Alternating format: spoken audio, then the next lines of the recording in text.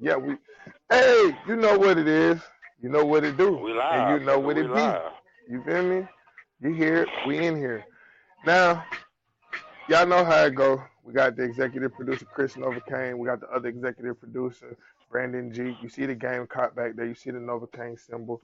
And you see the alchemy line. You know, that's why we call it the council. And you see it sitting in that order. It's not about us. It's about the dogs. That's why our faces aren't up there. Okay. Today's topic Man, is going to be about get dog. your stuff right, man. Hold on. Today's Get your upkeep. signal. Today's gonna be about upkeep. We're gonna start out with puppy. She's coming straight from purchase, well being purchased, and we're gonna end the show out with elderly care for elderly pups. I'll call all dogs pups. We're gonna talk about that. So Chris, we uh we have a dog, that we've been discussing, and it's having allergy problems, right? Uh So how would you tell the general public right now to say, okay, you bought a puppy. It's not showing signs of Demodex. It's not showing signs of, any just normal irritant. What would you instruct the people to do to head that off before going to the vet? I mean, first thing I do is like what are you feeding the joint? Because it might be something that you say that you feeding your dog. That I'm like, all right, get them get them off that crap. Right. You know. So first we start out with the feeding of the dog. And then even before then, I'd be like, have you tried Benadryl? Have you tried to you know counteract whatever's going on with Benadryl? Because Benadryl, the antihistamine, that's what they made it for allergies. So Okay. you try to hit them with the antihistamine first. That don't work. We discuss the food, but we also, when we discuss food, we talk about adding certain things into the dog's diet, that are known to help combat allergies. Okay. All right. And see, the thing is, people, when you look at irritants, you have to assess them correctly. You can't say, "Oh my God, she's scratching to death. He's losing hair. Oh, his patches is missing." You have to give an exact account to be able to understand what's going on because you know I can't say, okay, well, Chris, my dog is losing hair up under the stomach. You know what I mean? Like he said, Yeah. it could be dog food. Some dogs like to rub their stomach on the ground. They like to itch down there. So some dogs will just rub themselves raw down there just from itching. I know Kato likes to do it.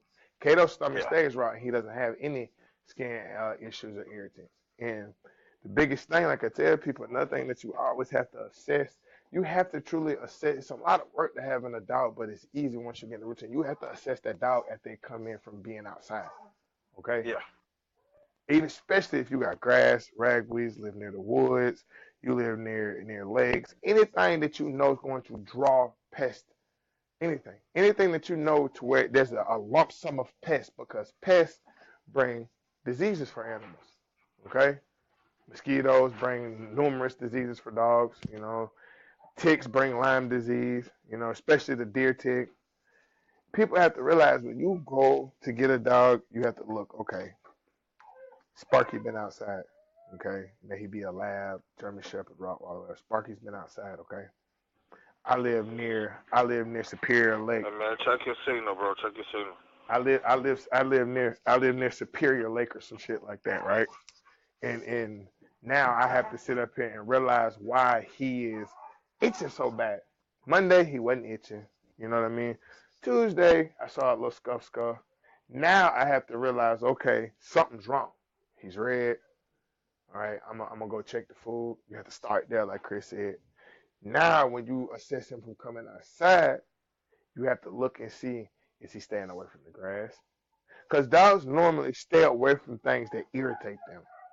The dog's got any sense, dogs normally don't go back around things that are irritating them if it's a physical thing that's irritating them and messing up their skin. So Yeah. when you go to have an upkeep to a dog, you got to be like, okay, I'm gonna bathe you today. This is the thing I have to realize: bathing a dog does not need to be done obsessively, like how people take their dogs to PetSmart. I understand everybody want a good smelling dog. Everybody wants a nice, neat home. We get that, but you have to remember you have a dog. So he's going to be a dog. He's going to smell like a dog. Okay? Once you sit here and bathe this animal who pretty much produces oil to survive because they can't live with dry, cracked skin, the dog will bleed. Okay? You cannot sit up here and bathe that dog about everything, every little thing. Oh my God, you went in the mud, gotta bathe you. Oh, you rolled around the grass, gotta bathe you. Oh, you smell a little tart, gotta bathe you. You know what you're doing the whole time, Chris? What are they doing the whole time when you do that? You pretty much stripping your dog. And what I mean by stripping your dog, you pretty much stripping all the oils off of your dog. Things that your dog need to actually survive. Hmm. Things your dog need in order to keep allergens down, in order to stay healthy. You know, you got to remember that's the skin of the dog. And I think a lot of people, when it comes down to the skin of a dog, since you was talking about bathing, bro, um, Hmm. I don't think a lot of people understand when dogs release toxins. Most of the toxins that are released actually come through the skin, and they show in the form of irritation. Like you might think it's an allergen, where it could be just the dog's detoxifying. Exactly. And see, that's the difference is people don't realize, okay, like we all hear, oh, your dog's is too expensive. I can go to the pound, this, that, and the third. People have to realize something. When y'all go and get these pound puppies, which that's a beautiful thing. I love people. Yes, go save them. Go save them. If I had land, I'd go save all dogs. But I'm bringing that up to say this.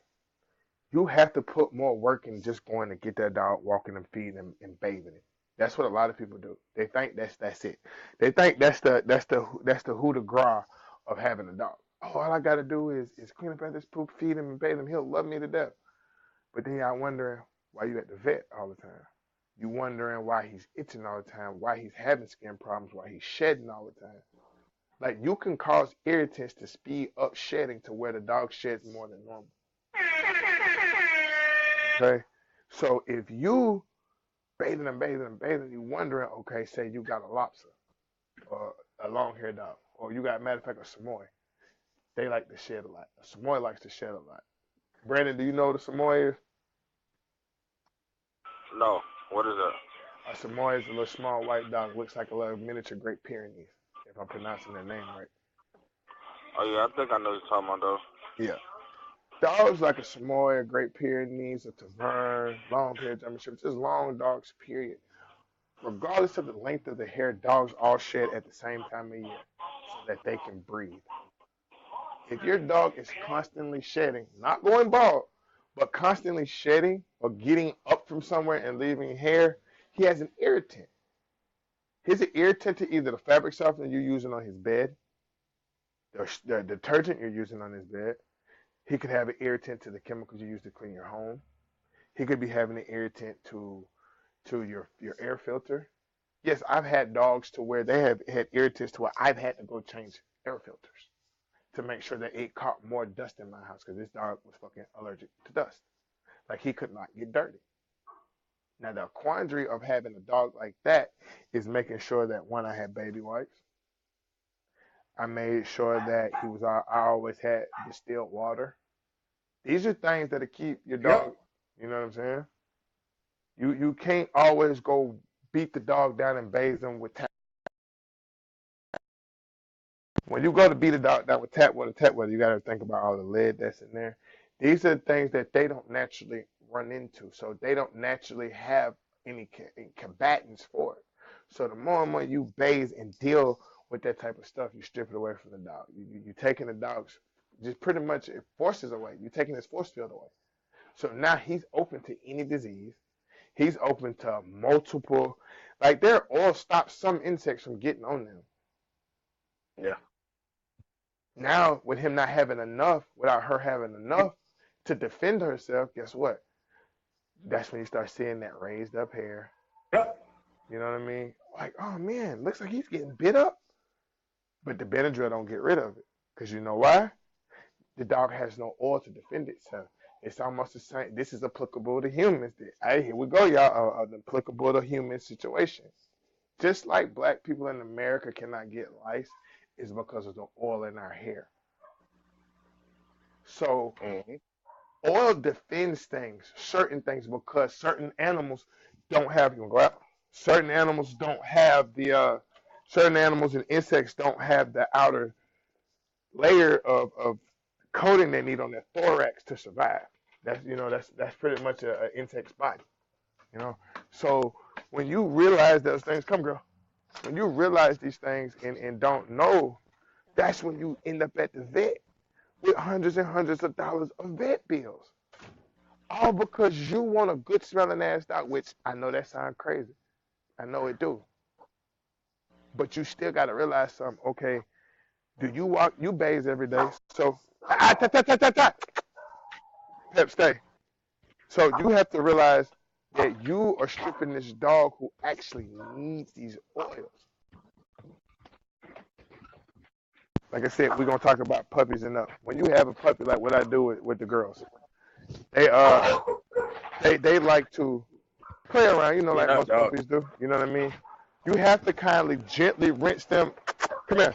You have to gently rinse them in warm water. You gotta gently rinse them in warm water. Do not put any astringents on them. Do not. If you want to bathe your dog, you have to bathe your dog with just straight water sometimes. Because the soap and all that, that's what it's for. That's what soap does. It strips oils and shit off of you. We as humans reproduce oil faster than they do. Come here. So for them to sit there and get constantly stripped, if you bathe your dog more than twice a week, add on 4 weeks to try to gain that oil back. That's how long it's going to take him to actually get settled and be back to his at least 90% self, to where he can defend mosquitoes off to a certain extent. To where he can defend off certain ticks, to where he can defend off fruit flies. Fruit flies don't like to land on the dog because of the oil, because they get stuck. They can't raise back up. It's the same thing. That's the same thing with I forgot what that other insect was. It's a few more insects. Like ladybugs. That's why they fly in a dog's ear or they fly in a dog's mouth. They can't survive the oil. That's why you always find them in those certain wet places where they can clamp onto. Basically, what I'm saying is the insect needs that. The dog needs that also. The damn shit can't clamp onto the dog. And when you have that type of problem, that means you as an owner, as an enthusiast breeder, aren't actually taking a good surveying of your dog. Like I look at my dogs all the way down to they poop every day. So I know, okay. Because Chris, as I switch headphones, tell them as far as how you could tell about certain irritants and poop and things of that nature. How you can tell about certain irritants from poop? Yeah. I Yeah, mean, we're gonna give them that A1 lesson, man. all right, we gotta take it back a little bit though, man, because we gotta remember that a lot of the people that might be listening, they might just be the average person with a dog, so. Most people they don't know the signs of saying, okay, something's a little off with my dog by looking at the poop, because to them it's just poop. Right. So the best way I can tell y'all to help y'all try to prevent certain issues is pretty much by making sure whatever you put into your dog's body and on your dog's coat is actually going to help them.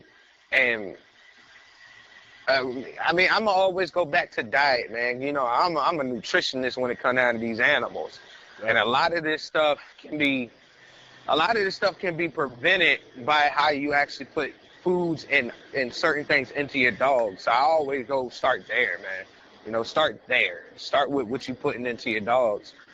Like something that can help cut back on allergens alone.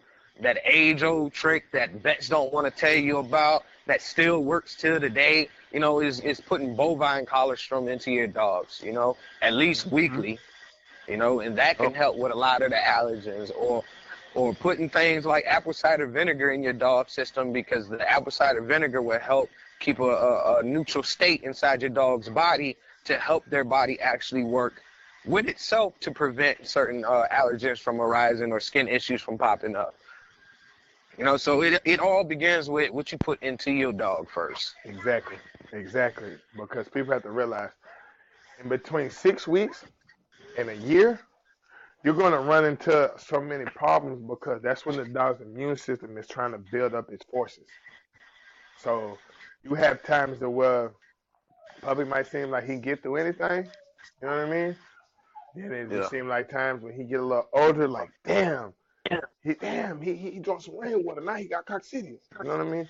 Or he walked through some duck poop. You know what I mean? Now he's sick. You know what I mean? Yeah. And coccidia will cause skin issues. You know what I mean? You can look at certain skin issues and be like, okay, you could have had coccidia right when they poop. You feel me? By certain where certain hair loss is at. Yeah. I mean, everything starts inside the body. Um, let's see.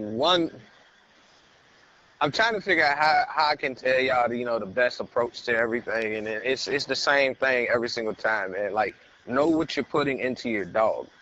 You know what I Mm-hmm. mean? Like, even if you feed kibble or you feed raw food, uh, still you need to be aware of what's actually going into your dog, because some of this stuff, when it comes to the kibble, some of that stuff it's man-made, it's man-altered Mm-hmm. vitamins and stuff. So if you got too much of a certain vitamin, that can cause a dog to lose hair without you knowing. And if you go to the vet, your vet's not going to think that first. The first thing your vet's going to talk about is what you feed. Oh, that's good or that's not good. And then they're going to be like, well, let's do a skin scrape, then let's do this, and let's do this. And they're going to keep trying to Exactly. bang your head, for the money. And then they're going to tell you, do this, and then talk to me in 10 days. Where I say, okay, if you see your dog has an irritant on the skin, or your dogs are starting to lose hair, the first thing that I run to, you know, would be apple cider vinegar. And the reason I say run apple cider vinegar, you get that organic apple cider vinegar into your dog's system, a lot of times the body will figure out itself how to help the issue out. I seen And her. that's a major move right there, is knowing how to figure out what's going on inside your dog first. And a lot of that stuff can just be handled with simple apple cider vinegar. Yeah. And people don't understand that little $2 to $3 will save your life because I was never a fan of it until I had a few issues in my yard myself, and Chris brought it up to me. And I do it every now and again because I've examined the bellies of my dogs to see how much they can take, and it's helped Yeah, me out, and it's helped me out a lot. I ain't gonna lie, they ain't had it in a few weeks because I've had diarrhea issues with the puppies because of my schedule and me being able to get them out. yeah. And I'm But gonna tell with the y'all apple cider vinegar, that can be used as the. a astringent as well. Hmm. That can be used on the outside of the dog. So if you do see like an area that has a small rash, you can mix that up with some water, and you can clean your dog's skin off with that.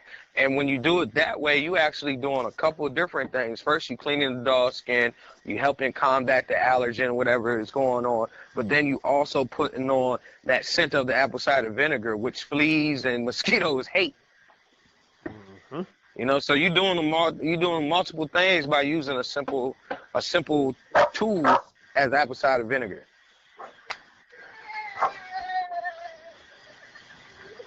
Y'all got to realize something with these dogs, man. It's simple, and then it's not. Yeah. But people want to cut corners on everything. When in actuality, instead of trying to sound so rich, these are simple things you can go get from your everyday grocery store, people. Yeah. I don't. I Me personally, man, I don't run to like. I don't run the oatmeal stuff unless I know, okay, my dog has a full out nasty body rash. I need to seriously soothe their skin real quick. Only time I would use something with oatmeal in it, it'd be a Vino. That's it. I don't Hmm. do oatmeal baths. I don't do Heart's oatmeal. I don't do whatever other brand of shampoos are out there, oatmeal baths. I do Aveeno if I need to go that route. But still, before I go to the Aveeno, what I end up doing is I go and wet my dog down in a bathtub, and I try to neutralize whatever's on the skin, because I'm dealing with his skin. I'm trying to neutralize something.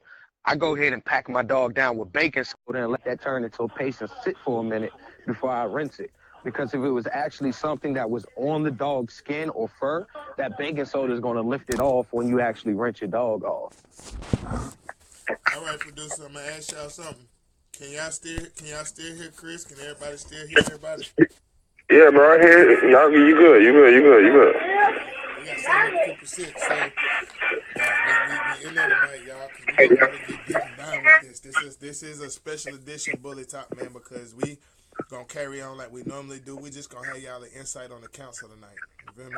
All right. Mr. Hall asked a question: apple cider vinegar in the water or in food? Both. I say both. I say go to Walmart and get that big Walmart jug of apple cider vinegar, use that for the water, and then get you some organic apple cider vinegar to put into the food. Because you got to remember, when you put in the apple cider vinegar into the water, you actually diluting it.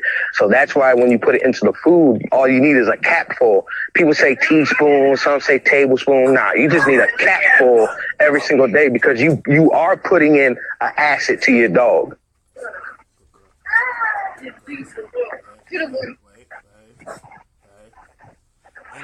And the biggest thing is, like, y'all know, and when I talk, I speak for the little guy. Okay. If you start out with the puppy, you know what I mean. You don't get a better signal, bro. Huh? Okay. Can you hear me now? Yeah, I'm waiting on that joint to pop back online. Is it straight? Yeah, it's straight, bro. Like on the laptop, it's good. On the laptop, it's good. Okay. All right. Yeah, because I gotta sit this up right for a minute. I'm doing something. What people don't realize is that when I speak for the little guy. So when we tell y'all something, this is shit you can go buy every day. You know what I mean? And this is like I said, this topic is about upkeep. You know what I mean? And if you can't afford Diamond, we're gonna give y'all a few dog foods, because a lot of people don't feed dog. They don't. A lot of people do not feed dog.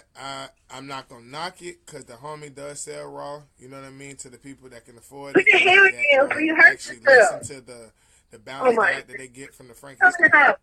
But to my guy, to my Walmart guy, to my family guy who's balancing things, there's a few dog foods that if you're feeding these dog foods, that you would want to really put apple cider vinegar into the food, okay? If you're feeding pedigree, any pedigree products, please put apple cider vinegar in the dog's food, okay?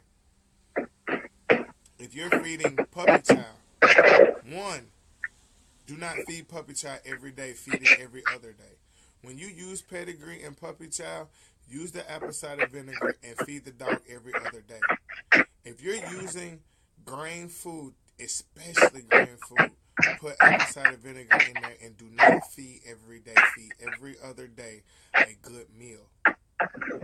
Once you go to that diet of feeding every other day, if the bag says 2 cups, you take a cap full of apple cider vinegar and give the dog 4 cups on the day he eats. Watch how you get different from your dog without having to switch to an immaculate diet, what I call an immaculate diet. You can still get the same nutrients, the same build, the same functionality by making sure you do not switch to dog food. You feed every other day, and you add the apple cider vinegar to the water and the food. That's for my guy who has. That's for my guy who on the budget. That's for my guy and my lady who got a dog and they on the budget and they trying to keep him out the vet, man. Yeah, I got a good budget meal. You know, I see a lot of people switching. You know, we're gonna touch on people switching up. You know, kibble. You know, how. You know, if you're using the kibble and you seeing that, you know, your dog is not having any skin issues, you know, how long would you keep your dog on that kibble to see how your dog is turning out with it before changing it? Never change it. When you start feeding something, Brandon, you know how I am, right? Yeah. I stick to 2 dog foods, bro. You feel me? That's it. I tell people, if you start your dog out on pedigree, never change it. You'll never have a problem. You hear me? Yeah. That's how you can find out if it's the kibble. You feel me? Yeah. You can't, just because the dog might have ate a chip of paint and then coincidentally right when he eats, and he goes outside, he has diarrhea, you can't blame it on the kibble. You feel me? To actually know what kibble can do, you got to have, like my pop say, you got to have like 7, 8 bags up in that dog just to even see some type of result. You know what I mean? Because it's kibble. You know? Because they process kibble and grain and freeze dried stuff a different way. You gotta think a dog has to process a different way. Does that make sense? Yeah. Oh yeah, it makes sense. Somebody said that they had, terrible problems with pedigree. Me personally, I wouldn't, suggest anybody to feed their dog's pedigree. Because it has a lot of, grain and other things. But yeah. Man, me personally, man, I know a couple of bully breeders. They got some solid dogs, and that's what they feed. They feed pedigree. Okay. But what they do with their pedigree, it ain't just pedigree anymore, because they do what I say do if you're gonna feed kibble, enhance your dog's diet. Add some extras to it. Add some leafy greens. Add some fresh fruits. From time to time, let them get some chicken or something in their system. Enhance what you feeding. And, these few people, man, they had great success, feeding pedigree and enhancing the diet. And they not balling. They don't got a ton of money to spend.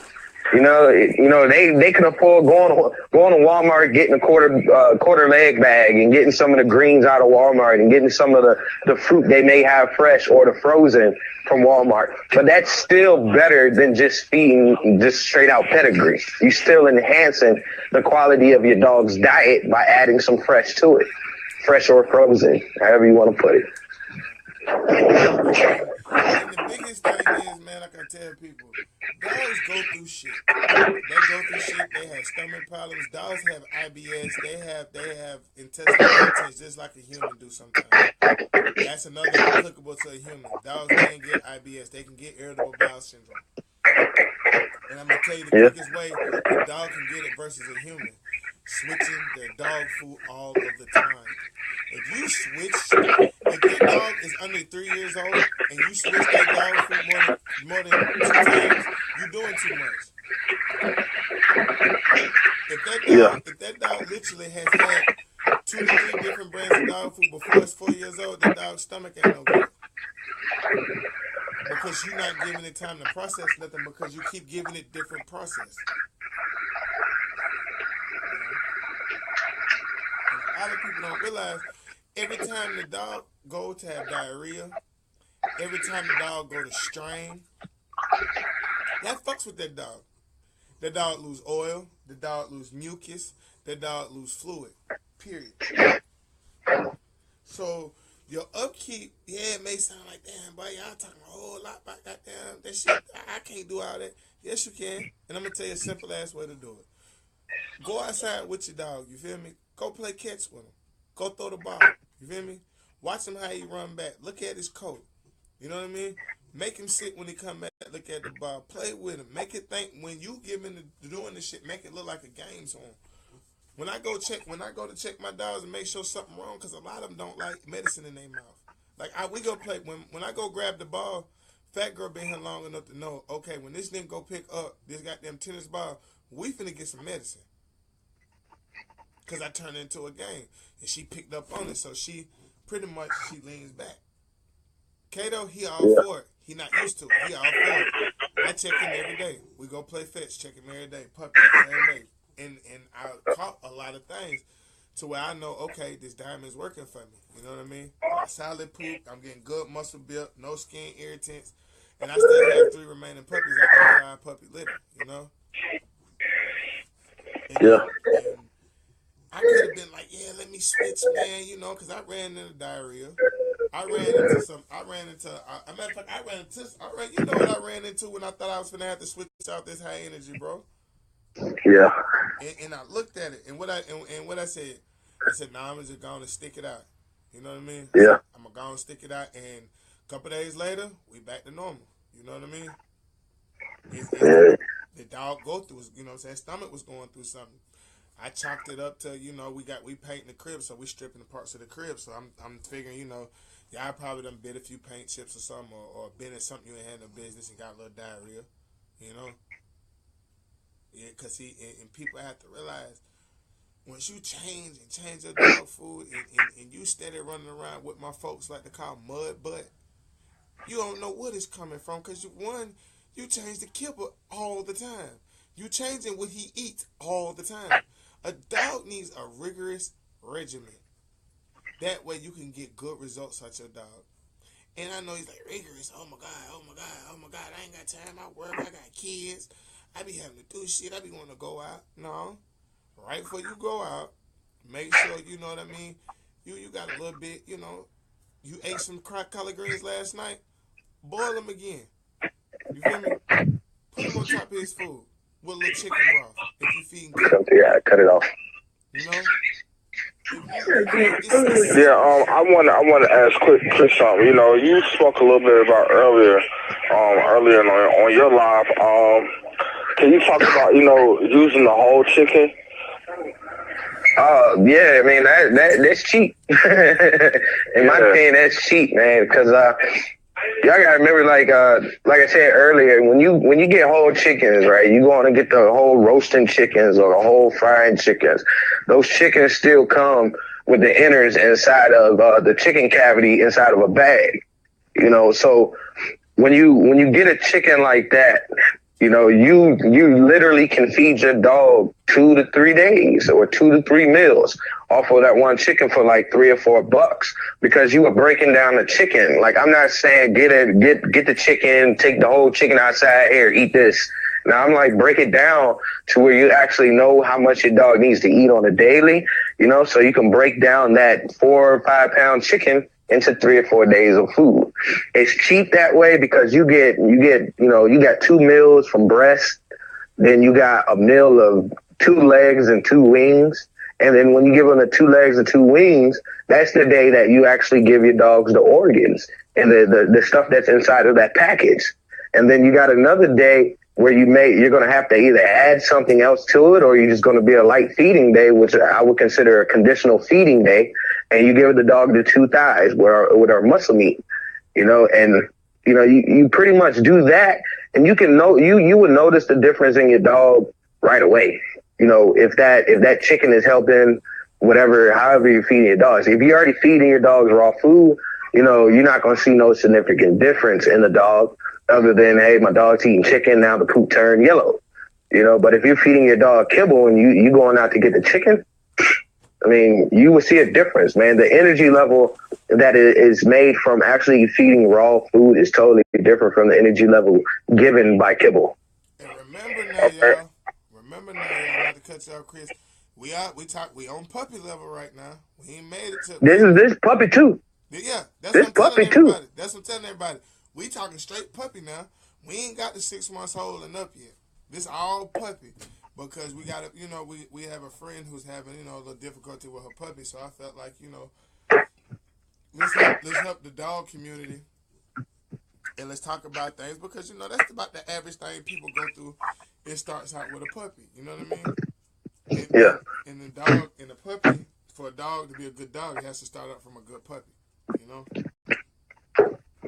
Yeah. Okay. I got a question. Hold on. Let me say this real quick, bro. Yeah, go ahead. Tori talk about stick with the food. I agree with Tori saying stick with the food, wait it out, see if it really works for your dog. But if you had a significant change, and I'm talking about your dog went from today chill, good on that dog food, and then tomorrow cannon butt, the next day cannon butt, 2 days later still cannon butt, that's a significant change right there. That's when you say, all right, maybe it's this food. And if you take the dog off of that food for 24 hours and their poop returns to normal, it was that food. Exactly. If it's basically what he's saying, if it's an overnight shift, pretty much an overnight shift, because normally when you have a shift like that causes cannon butt, you're going to see it normally a good hour or 2 after the dog eats. It's not going to be, and you're going to hear it, you're going to smell it, they're going to pass gas, stomach's going to rumble. for the dogs that don't pass gas, like Dutch Shepherds, Taverns, and Corgis and shit like that. And basically, they're gonna get up and start whining. And they up start whining, Yeah. you're gonna go. You're gonna be able to tell, like you're gonna be able to tell when it's food. You know what I mean? Like My example, I got perfect example. We just talked about this with this giant dog of mine. Ragnar got into the food. I said kibble. He was straight on the kibble for a little bit, and then literally overnight, Ragnar started having cannon butt. It was one night I was like, all right, I'm gonna try it out. Maybe his gut's trying to switch over. The second day, it turned into jelly butt, which was heavy mucus, and I was like, all right, I got to run stool sample on this. He ain't supposed to have jelly butt. But then it went from him being able to hold himself inside of his pen while I'm at work to not being able to do that. And that's a significant change. And that's when I was like, I remember, fellas, I was like, I'm done. Excuse my language. I said, fuck kibble. Straight up. Yes, folks, we trying to tighten up because we want to let y'all know we're gonna start labeling the shows that are gonna be PG and things of that nature. So we're gonna start out trying to keep it cool, man, so people can share this and so we could get the word out. So we're gonna try to keep it manicured. We're gonna try to keep it manicured, but you have to realize, me, and I'm gonna speak for myself, that I do get passionate behind things like this because this is our companion, man. This is my homeboy. Yeah. I mean, we all do, though. We all do. But I got a question, what's y'all opinion on, a lot of these store-bought Raws now? I wouldn't mess with it. What'd you say, Tori? You breaking up? Because I ain't gonna do nothing but laugh. I wouldn't mess with it. You know how I am about that shit, bro. I wouldn't mess with it for the simple fact that, bro, it's processed. To me, it's processed fucked up. You feel me? Yeah, it's freeze dried, all the other good shit, yeah. But the dog not gonna be able to handle that shit. It's not. You talking about cannon ass? Go get that Blue Buffalo and see what happens. You hear me? Go get that goddamn Blue Buffalo freeze dried or that natural, or what is it? Raw Instinct. You people. I think it's called Raw Instinct. You have people who when you get reviews from dog food. Let me tell y'all something real quick. When you get reviews from dog food, don't be the people that actually was getting the dog food for free and they had it for a minute. You feel me? Mm-hmm. These are not. Hold on. I'm seeing something from Aaron Smith. Pedigree. Okay, Aaron Smith. Pedigree is not a horrible food. You may have had a bad reaction to the food. You can't blame the food for what happens with the dog. You have to get in a crop scene if they die from it to actually tell if it was, because yes, I know Pedigree at one point in time had a high amount of vitamin A, which Blue Buffalo is going through the same thing right now. High amounts of vitamin A cause skin irritants, and what it does, it poisons their liver. It poisons their liver and poisons their kidneys. So pretty much they die from the inside out. All dog foods have gone through this stage. The Red Bag of Diamond was doing the same thing. That's why they don't make the Red Bag of Diamond anymore. Quick. The Red Bag of Diamond, the Red Bag of Diamond was pretty much doing it first. If you think back, that's what knocked Alpo off the shelf, because back in the 80s, everybody fed Alpo. I don't want to hear it. You either fed Alpo, you fed Eagle, you fed Joy. Yeah, I said Joy. Put it like this. If anybody know what Joy is, I'll cut you a major discount on one of my dogs right now, and I'm a man of my word. You could get one of the puppies right now for $800 if you could tell me what Joy is.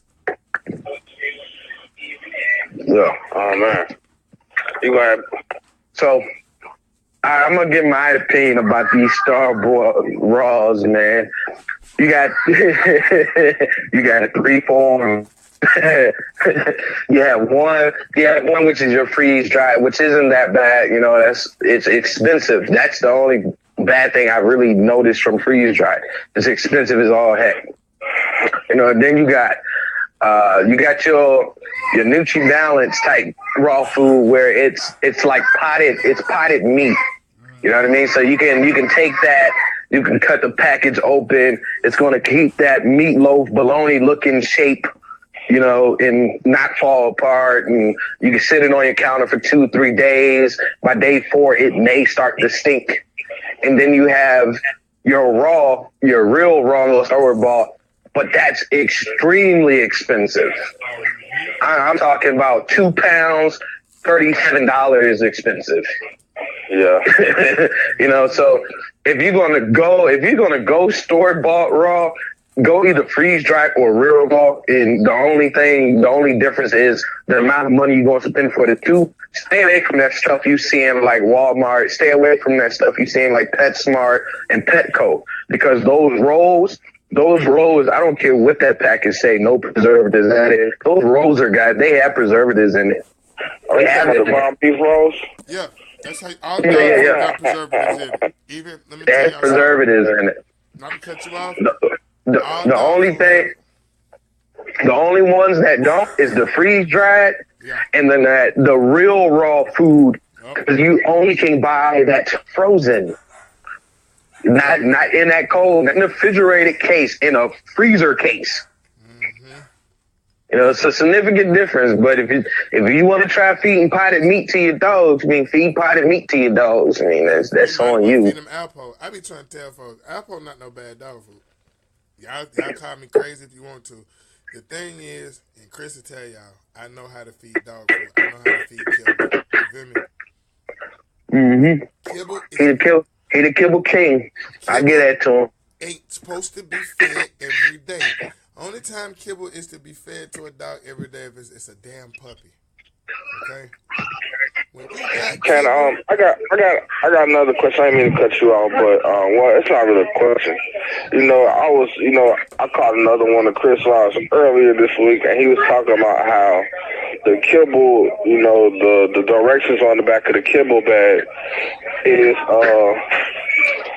used to make the consumer use more food than they actually have to. He's highly correct. He's correct. He's highly correct. He's highly correct, because all dogs not the same, bro. They their own individual. You hear me? So just because I got a 55-pound dog, most bags that say 50-pound pack is 2.5 cups to 3. That might be too much for him. That might be enough. That might be enough for a Chihuahua. I know Chihuahuas that eat 4 or 5 cups of dog food. You know what I mean? Mm-hmm. It's the individual dog. It's the individual animal. Come, let's go out. And people don't really look at that. And I'm gonna always go back and I'm gonna keep saying it. If you're not enhancing that diet with that kibble, go ahead and just feed every other day. And the results you will see harder stool, better coats, and you will get actual muscle and not so much water weight. Come on. I got another question. How can you tell, if your dog is feeding too much, or, if your dog is overweight? What tips do you give, the average person who doesn't know what a conditioned dog looks like, or a well-fit dog, or, your average dog? One, if that dog, I give you simple shit, if they live in the house, if that dog won't get up and go bark at that door, or at least get up, you gotta watch how he get up. If he can't get to his feet abruptly when he needs to, the dog too goddamn big, especially if he under the age of 4. You feel me? Too goddamn big. I don't care if it's a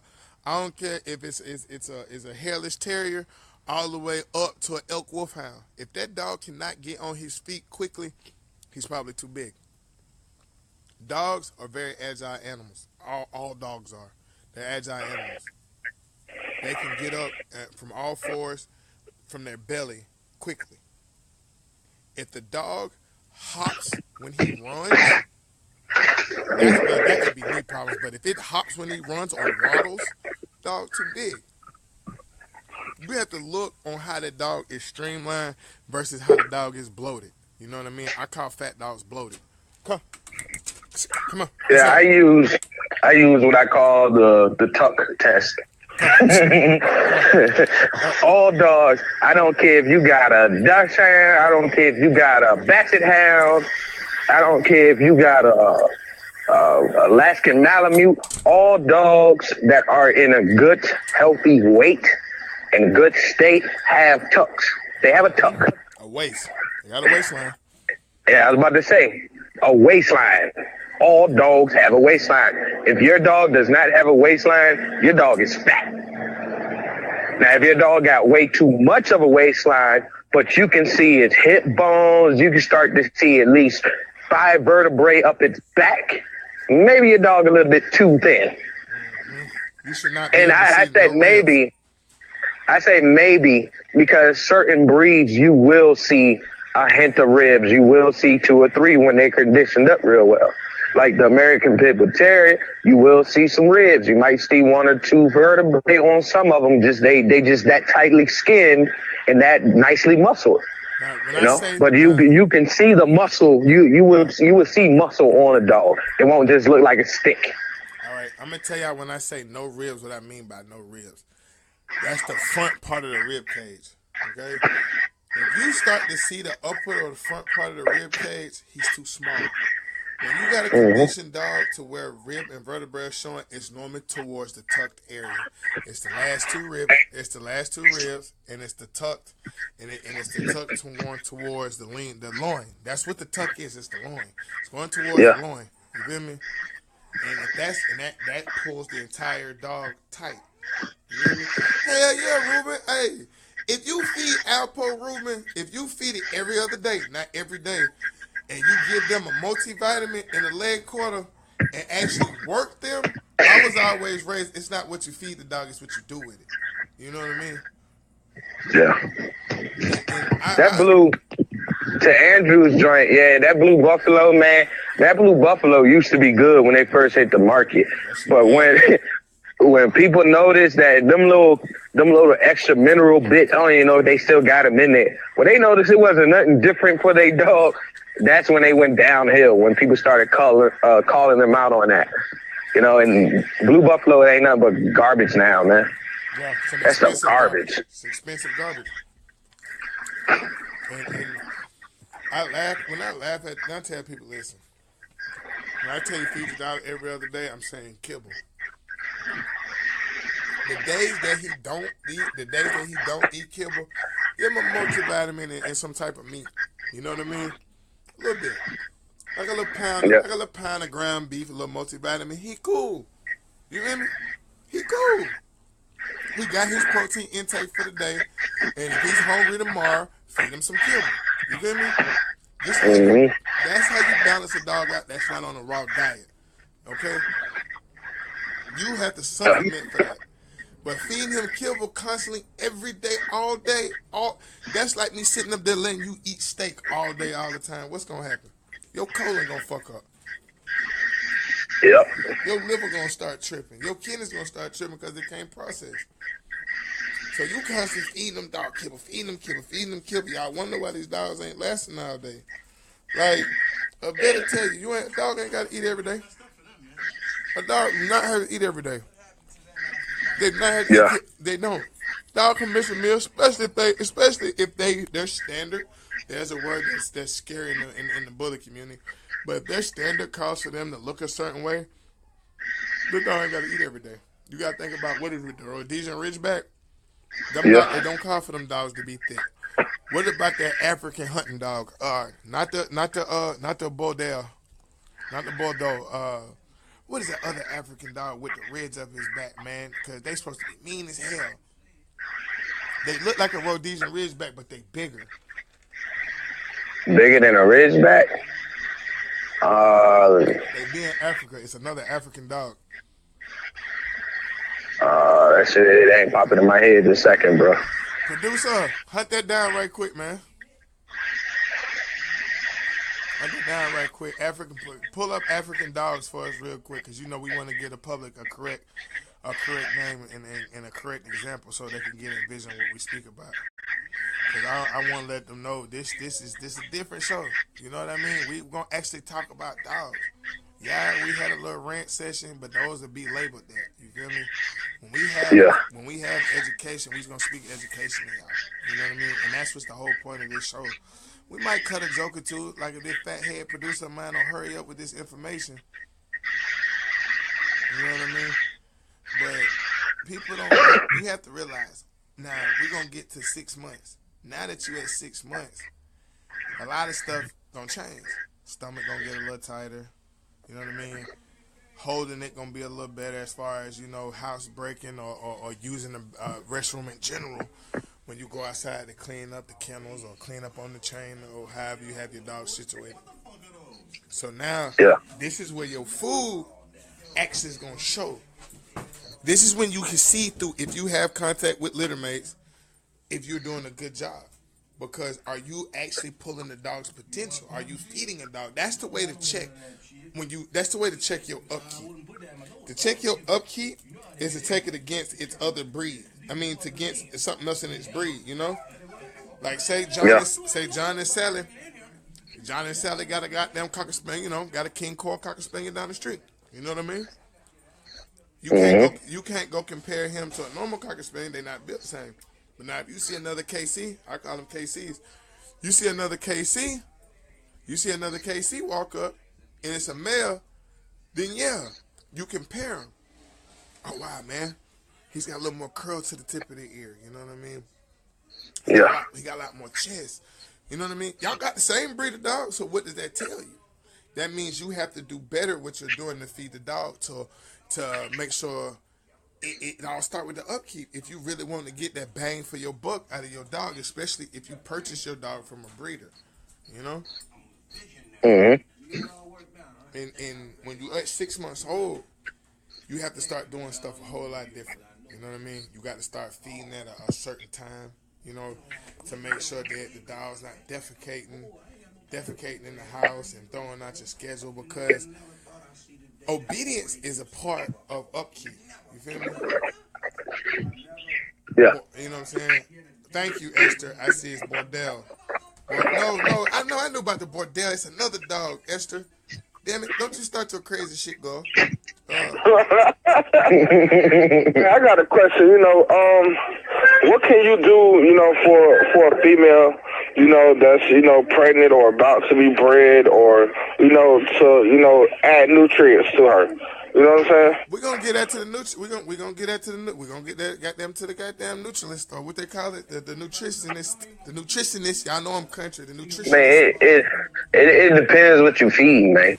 You know, if you feeding the wrong diet, man, your diet should already be good enough, man, to where only thing you're doing is just adding more raw to it. Right. But if you feeding kibble, I mean, kibble, man, you gotta use multivitamins. I mean, you can give them, you know, you can add a tad bit of chicken to it, you know, little things like that. But I wouldn't, even if it's kibble, I wouldn't change too much, man, because you already got the dog used to that. And when you're dealing with a pregnant bitch, man, you don't want to have her having diarrhea, man. That's water weight she losing for herself, but ultimately for them puppies too. You know, so you got to kind of just leave your dog alone until them puppies drop. Okay, all right. Well, with that being said, you know, I'm gonna tell you what I see around the bully world, because y'all know I be lurking.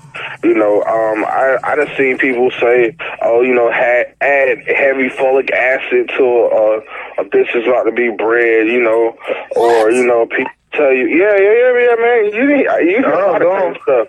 I'm gonna answer the folic acid runs up. You know, people saying, double up on their vitamins or their supplements, you know, and I'm just like, you know, it's a lot of crazy, you know, or, you know, their favorite one, she needs some Tums, you know, Tums being a big one. All right. So we're gonna stop right there. Hold on to the rest of it real quick, cause right. You're going a little too far for me. Here we go. The folic acid thing. All right, this is how the folic acid thing became this major thing in the bully community. I want to say his name was Christopher James. When he had those puppies, he went live with it, and they had the cleft pellets in the vet with the folic acid. You know, add the folic acid to help prevent that. Only way you should be adding folic acid to your dogs like that if you know for a fact that generations behind had cleft palates. If you don't have cleft palates behind, do not add something extra that isn't needed. And then when it comes to the Tums should only be added after the bitch drop. If you're trying to build up on the calcium on the bitch while she's pregnant, that's not a good thing in my opinion at all. You know, you should only do stuff if it's absolutely needed, not just because it's the new thing to do. Now, when it comes to after dropping the pups, if you're feeding kibble to your dog and your dog has a big litter and those puppies are raping her for nutrients, she's going to need that calcium to help keep producing that milk for them puppies. So you can do the Tums. But if you want to do something that's 100% better and more healthy for your dog and that litter, add bone, add raw bone, because it's more than just calcium to that raw bone. What kind of bone? Than just your thumb. What kind of bone would you recommend? Because you know we have. Man, all right, get your dogs. Y'all want good bones that's cheap? Go get the little party wingette bags. I mean, that's a good amount of meat. That's a good amount of bone to that. Or go out and if you find chicken necks, use chicken necks. Or turkey necks, use turkey necks. You know, but you don't want to say, well, I'm adding bone. I'm giving them quarter legs. Yeah, you giving them quarter legs, but that's a little bit of bone compared to all that meat. Yeah, that's a hell of a lot of bone and not a lot of marrow. That's the point of the bone, people. That's a lot of point of the bone. You know what I'm saying? And it even gives you a natural way to clean the animal. Yeah. So is it true that, you know, a lot of times the marrow, you know, and, you know, the joints of the bone is good for the dog? Yes. Yeah. It's good. It's good, but it can also be bad. It depends on what you're talking. If you're talking chicken, you're talking turkey, rabbit, goat, duck, you know, that type of marrow, yeah, that's good. You know, that's not a heavy amount. But if you're going out giving your dog like soup bones, those full whole femur soup bones, that's a lot of fat. And you don't want to put that much fat into the dog like that without giving it other stuff too, man. The bigger the bone, the bigger the bone, the less is good when it comes down to the marrow. Yeah. The only way you add fat like that is if you working y'all dog, people. And if you hunting, if you know, doing Schultz, you know, competitions, if you doing trials, yeah, you need an even fat count because that's the point of fucking high energy. That's why it's 32, it's 3120. You have to yeah, something like that. High fat is for working dogs. Less fat is for muscular dogs. You got high protein, less fat, you'll have a muscle dog. You got more fat, that's for a dog to be able to burn. Dogs have to have a certain amount of fat so they can operate, so they can move. Now, like he said, if you giving it to the dog at one point in time too much, it's going to be deadly like anything. If you do it too much, yeah, it's going to be deadly. And you need to actually use a good grade of animal. If you're going to go there, or if you want something cheap, it's the chicken, and you need to go get the whole chicken. You know what I mean? I agree with that because, one, Chris, you know that's how I get on. Yeah. Okay, how do y'all feel about ribs? Because, you know, I've seen, you know, people say, man, you can get, you know, in between, you know, if you do